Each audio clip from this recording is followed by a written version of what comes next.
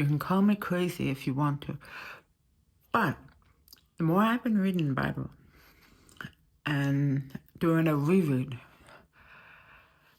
the more I'm starting to connect dots to dots from different books of the Bible, like from Old Testament to the New Testament. And it's like, what I particularly noticed is there's a lot of things that kind of reoccur in a different way. It's almost as if it's on repeat, but a story being retold for a different purpose, for a different generation.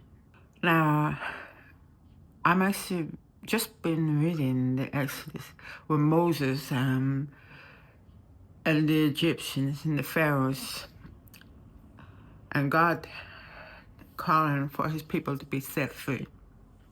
While I was reading it, I kind of see this also in a modern sense of world as well, and in relation to the book of Revelation also. At the end of days and signs of times. Okay, call me crazy, but just listen to what my mind is ticking at. And of course I may be wrong. Okay, so I'm reading through the pages, and the amount of times that God told Moses to tell Pharaoh, let my people go.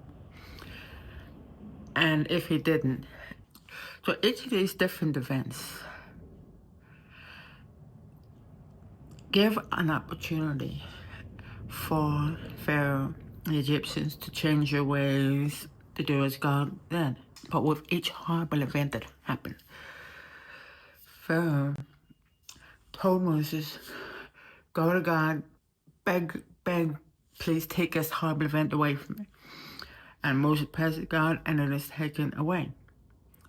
And then Pharaoh continues to have a hardened heart, and he continues to do all of the horrible things that he is doing.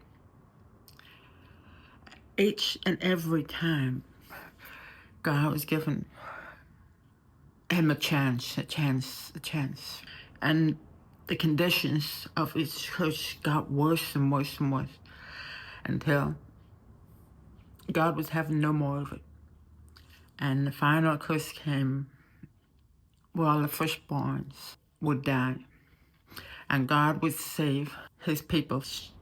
Made me think of Revelations as well. Because in the book of Revelations, it also says that God is also talking about despite all the events and the curses that the world faces, all the horrors that the world is enduring, many of the people will go through signs, seeing these horrible signs, and they will not accept God. They will turn their hearts away from God, and they will not repent and follow God. So that was like, those pledges also have like a symbolic meaning to the Revelation's future events. What I didn't understand was throughout the Old Testament, especially when the sacrifice of a lamb was made on the mountain by even Abraham, Isaac, Jacob, whatever, that sacrifice was also symbolic to God, who gave his only son on that cross. And that the knife that speared the lamb also symbolized that spear that was crushed into Jesus' side to ensure he was dead. Then like the more I'm reading about it, the more I'm like getting boom, boom. Everything seems to roll upon each other like a wheel, a ball rolling. And if it bounces off the wall, it goes in a different direction, but it's still rolling.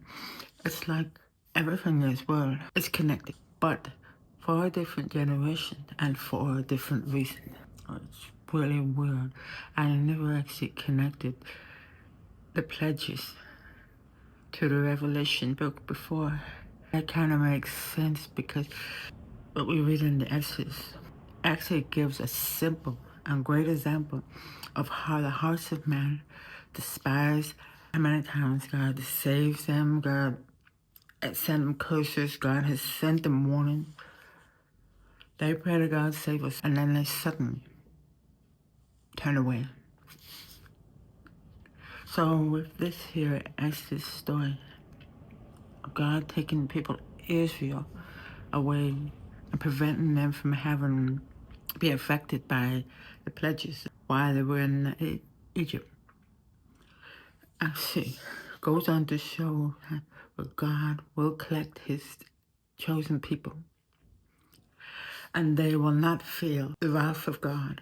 So while we go through the tribulation period, and it's like there's a rollout of the pledges. Just my wacky thought. I don't know if anybody else, when you're reading the Bible as well, you pinpoint these events, even verses, speeches that represent something else. And then, yeah, when you look at it deeply, everything in the Old Testament is actually pointing to the original plan and purpose of God. They point to Jesus. They point to the sacrifice. They point to the revelation. They point to the end of days.